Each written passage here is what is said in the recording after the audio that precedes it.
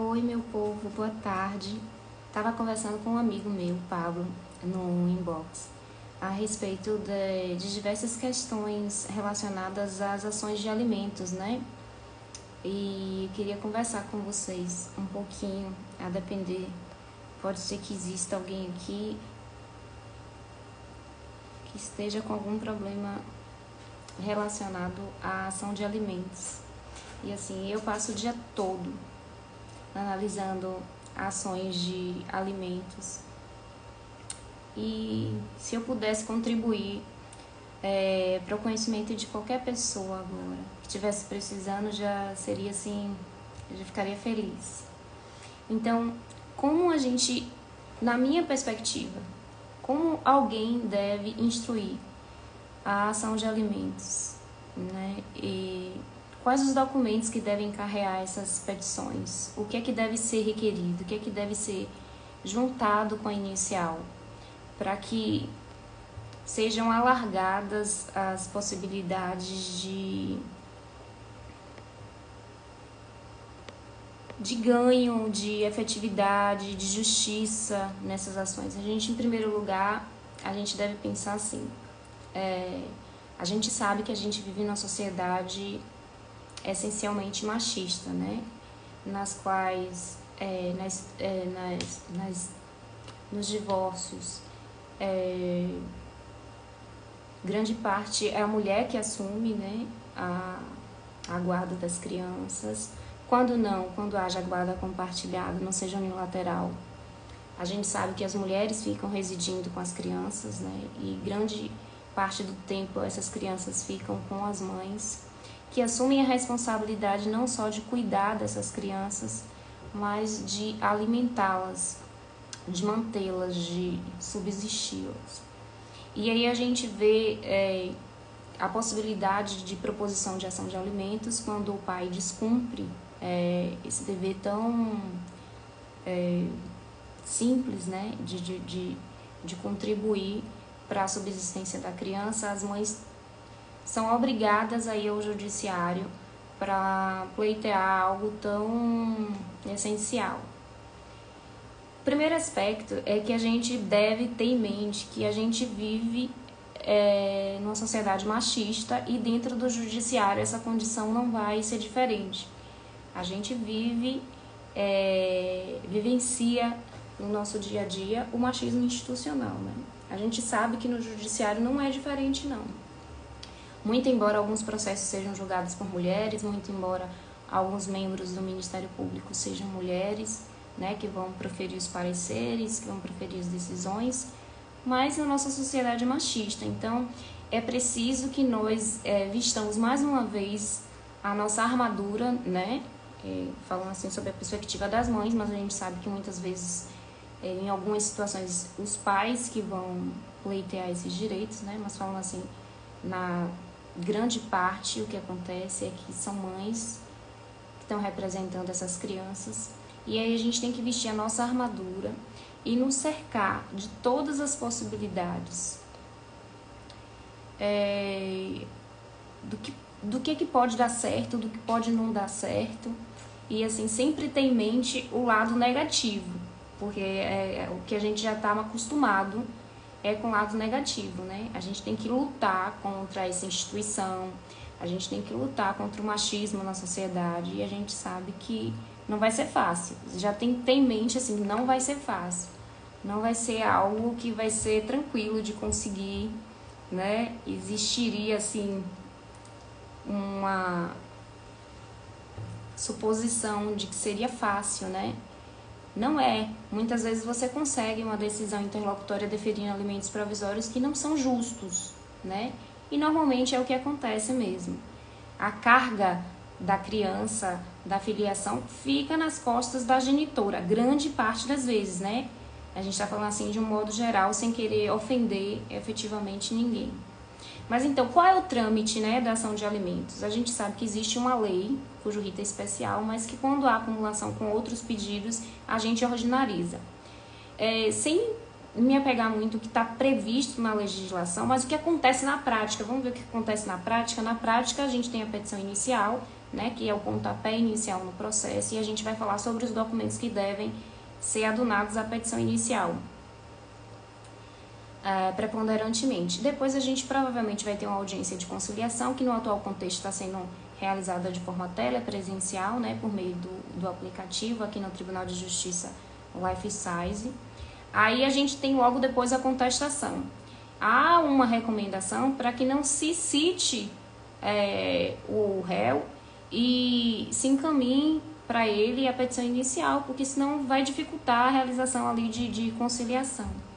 Logo depois, muito provavelmente, a parte autora vai ser intimada para apresentar réplica, porque na contestação, em geral, pode ser alegadas preliminares, podem ser ajuntados documentos, dos quais, evidentemente, a parte autora terá de ter conhecimento para se contrapor, né, em atenção ao contraditório e ampla defesa.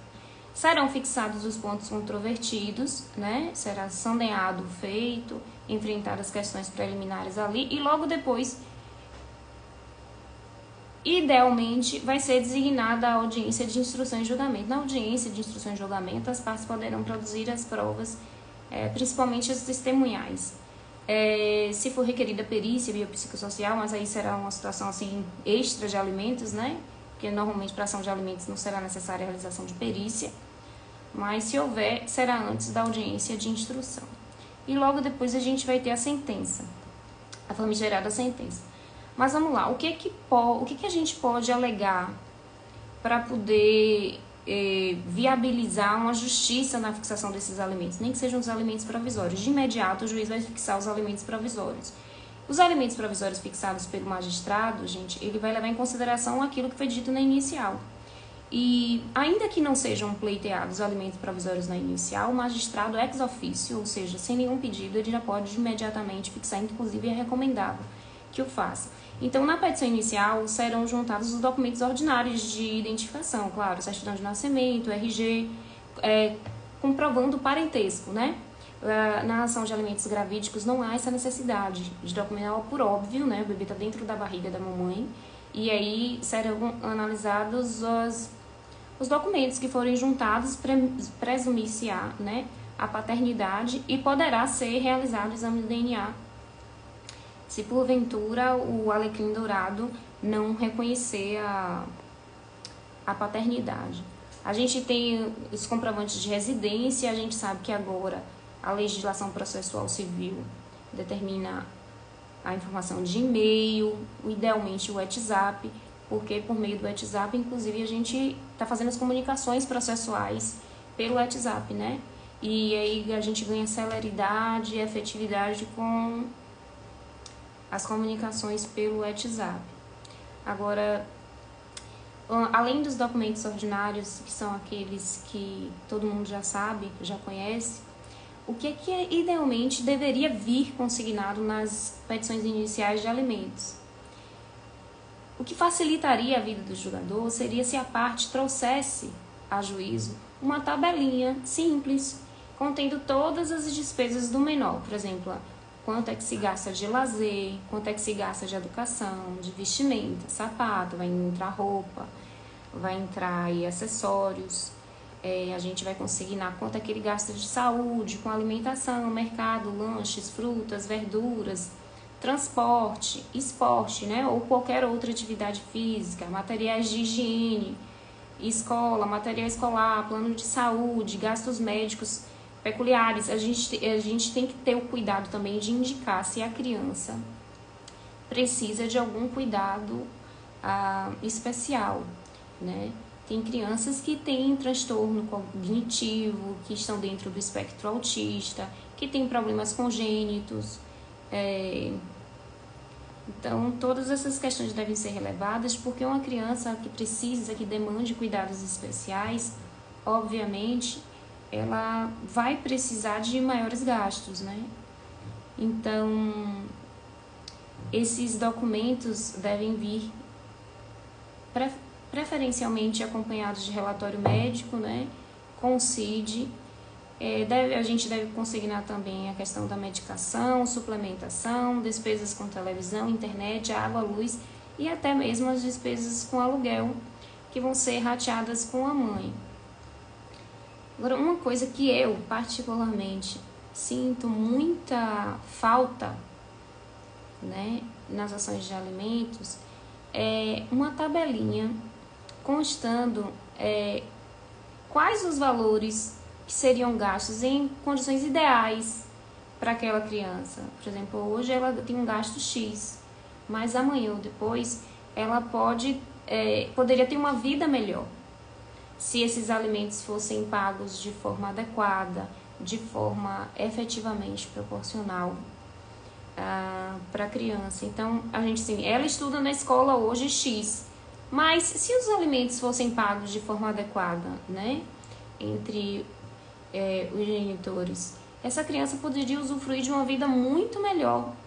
E isso deveria ficar consignado também na inicial, porque hoje ela usufrui de um padrão de vida que amanhã ou depois poderia ser alterado. Então, isso visaria, assim, convencer o magistrado de que a situação daquela criança pode ser muito melhor do que a que está sendo hoje, né? O que a gente vê é que as mães, elas juntam aqueles comprovantes daquelas despesas, mas elas não conseguiram a possibilidade de uma melhora da qualidade de vida dessa criança, mediante isso, aquilo. E isso eu acho que seria uma excelente prova, talvez até irrefutável, na tentativa de majorar os alimentos. O que será analisado pelo magistrado? O magistrado vai analisar a remuneração, mas não só do pai, não só da mãe. Ele vai analisar, sim, a remuneração dos dois, para analisar o trinômio, porque a gente tem o trinômio necessidade, possibilidade, são as necessidades da criança, a possibilidade dos genitores, e que esses alimentos sejam pagos de forma proporcional, principalmente entre pai e mãe, né, para que não haja uma carga maior. Agora, o que a gente vê é que são as decisões, usualmente elas são fixadas tomando como parâmetro somente a possibilidade do pai, sem considerar as necessidades daquela criança. A remuneração de ambos os pais deverá ser considerada. Deveria, ao menos no mundo ideal, ser relevada a existência de rede de apoio. Muitas mulheres não têm rede de apoio. Você conseguir, a mãe trabalha, então ela vai contribuir ao pai, e ela que fica com a criança dentro de casa. Mas vamos, assim, pensar de forma justa como é que ficaria a equação entre pai e mãe de responsabilidade nesse sentido. É lógico que quem está tomando conta da criança tem muito menos tempo útil do que o outro. Então, por isso, muitos pais enriquecem e mulheres não enriquecem, porque elas têm uma carga muito maior de cuidado com as crianças, né? A gente está falando isso, assim, em caráter generalista, né? O que acontece no dia a dia, em geral. Por isso é interessante que ambos os genitores demonstrem como vivem, né? Lembrando que, a despeito de fixada a guarda compartilhada, os alimentos deverão ser pagos por aquele que não reside com o menor. Óbvio que devem ser consideradas as nuances de cada caso. E uma questão muito interessante é que deve ser relevado não só a questão do contra-cheque, quanto o alimentante aufere de remuneração. Tem que ser considerado o padrão de vida daquele indivíduo. Porque hoje a gente sabe que existem vários subterfúgios para escamotear o rendimento, né? E isso, infelizmente, acontece na prática, e, ao meu ver, isso caracteriza, assim, de forma clara e evidente a inexistência de afeto. Porque quando há afeto, não há necessidade de se judicializar alimentos. Quando existe afeto, não existe necessidade de regulamentação de visitas, de exigir que o pai exerça funções de pai, nem que a mãe exerça funções de mãe. E aí a gente vai entrar no outro terreno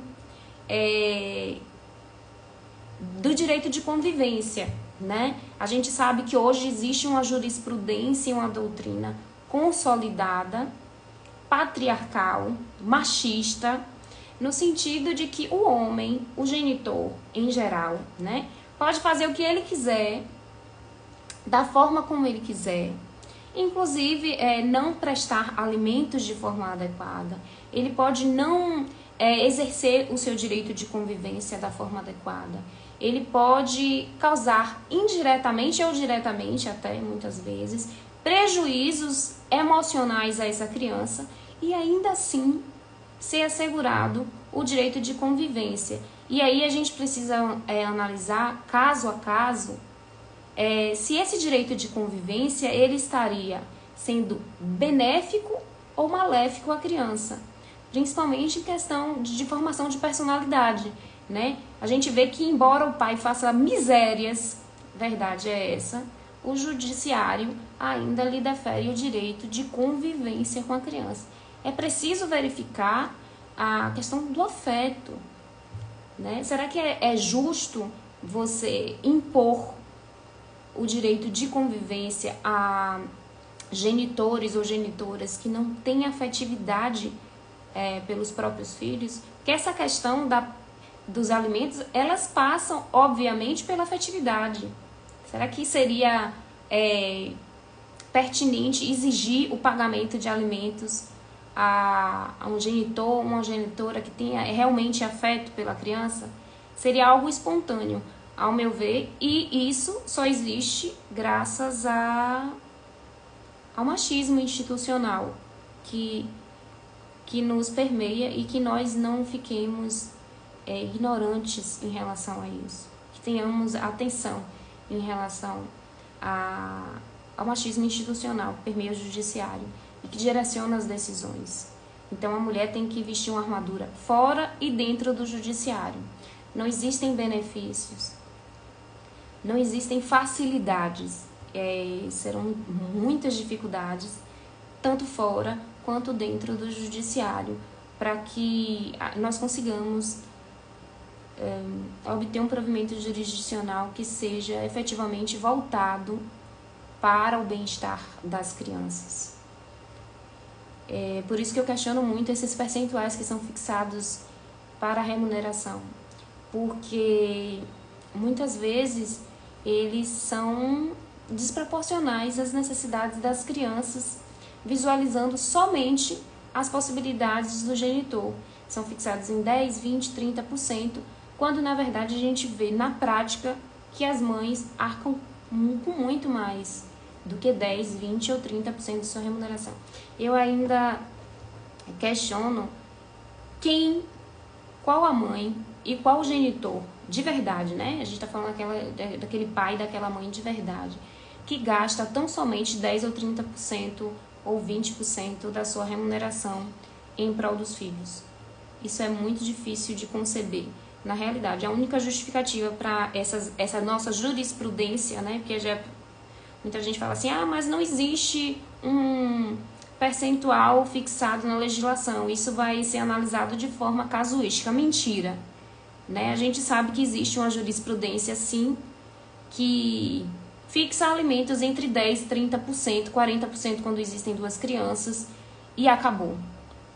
Não vamos mentir, né? Vamos ser sinceros. E aí, muitas vezes, quando a gente recorre e vai para o segundo grau de jurisdição, os desembargadores diminuem ainda mais esses alimentos. Então, nós, mulheres, em geral, né, falando, somos duplamente penalizadas, né, com essa questão na maternidade tem o instinto maternal. Mentira, nós não somos animais irracionais, né, somos racionais. E essa questão do instinto maternal, da sacralização da maternidade, é apenas uma tentativa de impor às mulheres, mais uma vez, as obrigações absurdas que a sociedade vem nos atribuindo com a maternidade. Mãe guerreira não, né? Como as meninas falam. Mães sobrecarregadas, mulheres sobrecarregadas, muito mais do que as gerações anteriores, porque as gerações anteriores ainda contavam com ajuda financeira, né? E hoje em dia o que a gente tem visto na prática é que valendo-se desse discurso de independência feminina, muitos homens não têm contribuído nem afetiva nem financeiramente para a subsistência de seus filhos, para questões mais simples, mais comezinhas, diárias. Então eu queria falar para vocês também da teoria dinâmica do ônus da prova, né? Muitas vezes o magistrado não inverte o ônus da prova, e é uma questão muito interessante. Seria necessário que se invertesse o ônus da prova, uma vez que é quase impossível para que o autor demonstre de forma inequívoca a remuneração do alimentante, né? Que o filho prove a remuneração dos pais. Lógico que a gente tem vários meios de desconsideração inversa da personalidade jurídica, e aí a gente tem várias medidas que a gente pode adotar, mas é aí que só poderão ser verificadas caso a caso. Então é isso, coloquei aqui, ficou com dúvida, pergunte, vamos tentar nos ajudar, porque eu sempre fui filiada àquela filosofia de que quanto mais a gente ajuda alguém, mais a gente é ajudado. Então é isso.